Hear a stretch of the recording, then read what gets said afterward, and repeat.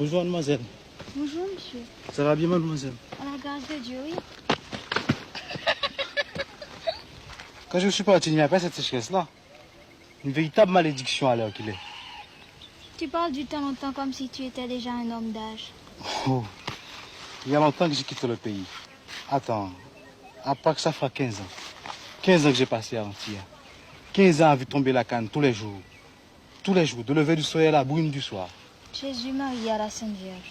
Pour nous autres malheureux, la vie est un passage sans miséricorde dans la misère. Oui, frère, c'est comme ça. Il n'y a pas de consolation. En vérité, il y a une consolation. Je vais te dire, c'est la terre. Ton morceau de terre est ta liberté. Alors tu vois ton champ mûr couché devant toi le matin sous la rosée, et tu dis, moi un tel, gouverneur de la rosée, l'orgueil rentre dans ton cœur. Oui, mais la terre ne donne plus rien. Et quand par chance tu lui as arraché quelques patates et quelques grains de petits mille, les denrées ne font pas de prix au marché. Alors la vie est une pénitence. Voilà ce qu'elle est, la vie au jour d'aujourd'hui.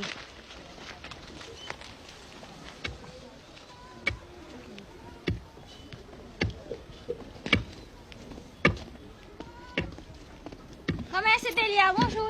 Et bonjour, belle soeur Anaïs. Comment va tout le monde, ma belle négresse? Tout le monde est bien, ma commère. Et toi-même? Pas plus mal, non? Sauf mon homme qui est couché avec la fièvre. Mais ça va passer. Oui, chère, ça va passer avec l'aide du bon Dieu.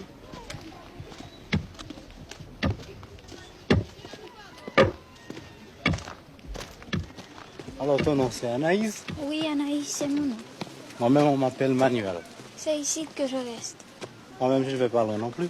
Je te dis merci pour la connaissance. Est-ce que nous nous reverrons encore? Parce que comme qui dit, j'habite porte pour porte avec toi. En vérité, de quel côté? Là-bas, dans le tournant du chemin. Pour certains que tu connais, bien-aimé Délira, je suis leur garçon.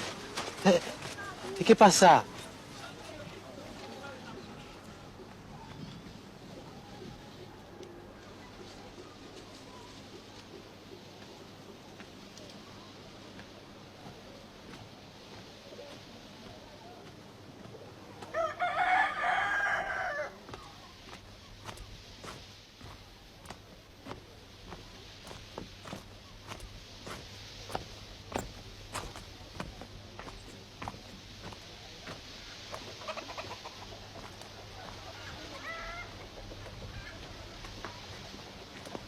Petit frère, oh petit frère, oh petit frère, oh petit frère, petit frère, petit frère, petit frère.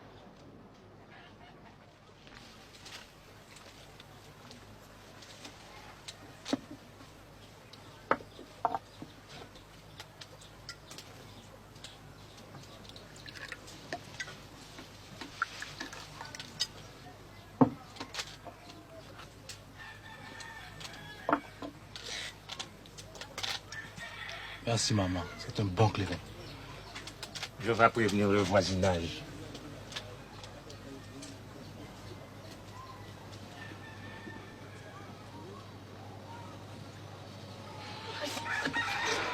Assez de chagrin, je t'en prie maman. Depuis ce jour d'aujourd'hui, je suis ici pour le restant de ma vie. Je l'ai vécu dans les pays étrangers.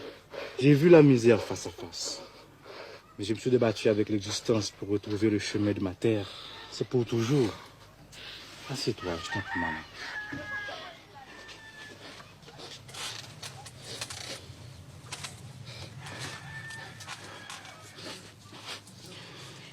Hier soir, j'étais assise là. Le soleil était couché, il y avait dans le bois un oiseau qui criait sans arrêt. J'avais peur de malheur et je songeais. Est-ce que je vais mourir sans revoir Manuel? C'est que, petite moi, je suis vieille, j'ai des douleurs, le corps n'est pas bon, la tête n'est pas meilleure et la vie est si difficile. L'autre jour, je disais à Bien-Aimé, je lui disais, Bien-Aimé, comment allons-nous faire? La sécheresse nous a envahis, tout dépérit, les bêtes, les plantes, les chrétiens vivants. Le vent ne pousse pas les nuages. C'est un vent maudit du levant au couchant. Il n'y a pas un seul grain de pluie dans tout le ciel. Alors, est-ce que le bon Dieu nous a abandonnés? Le bon Dieu n'a rien à voir là-dedans, maman. Ne déballe pas, mon fils. Ne mets pas de sacrilège dans ta bouche. Je ne te parle pas, maman. Il y a des affaires du ciel et des affaires de la terre. Ça fait deux. Ce n'est pas la même chose. J'ai vu que vous avez déboisé les mornes. La terre est toute nue, sans protection. Ce sont les racines qui font amitié avec la terre et qui la retiennent. Sinon, La pluie écorche la terre, le soleil est chaude. Il ne reste plus que les roches. Je dis vrai. C'est pas le bon Dieu qui abandonne le nègre.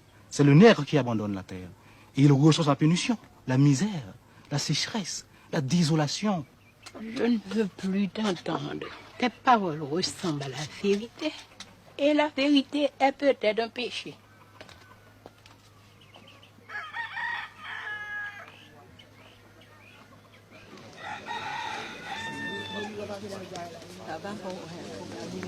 Bonjour tout le monde.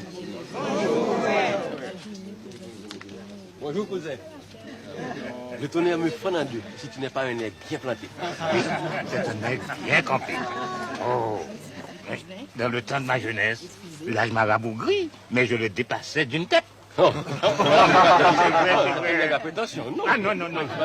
Demande à Dorélien. Ah, demande à Dorélien. C'est pas ça, Dorélien. Ah oui. Délie, Rachel, je vais te faire ôter contre le saisissement.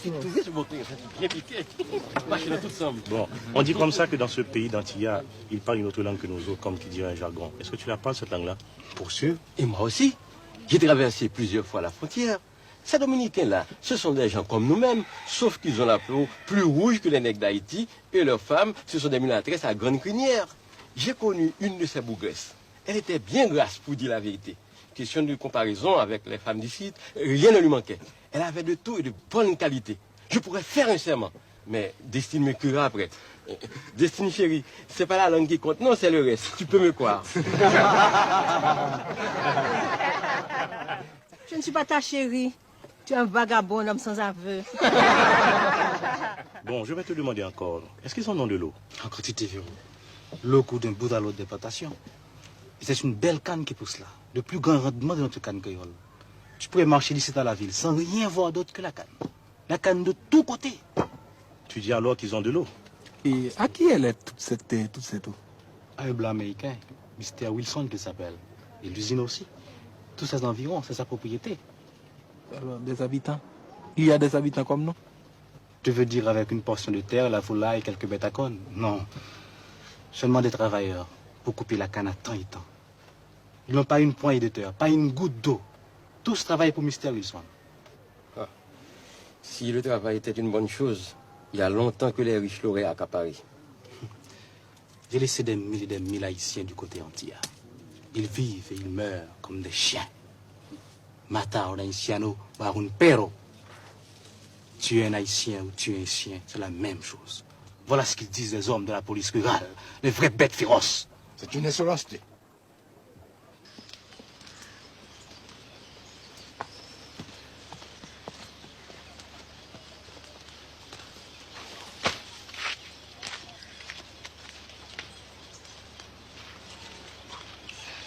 Je te salue, Manuel. Je te salue, Anna.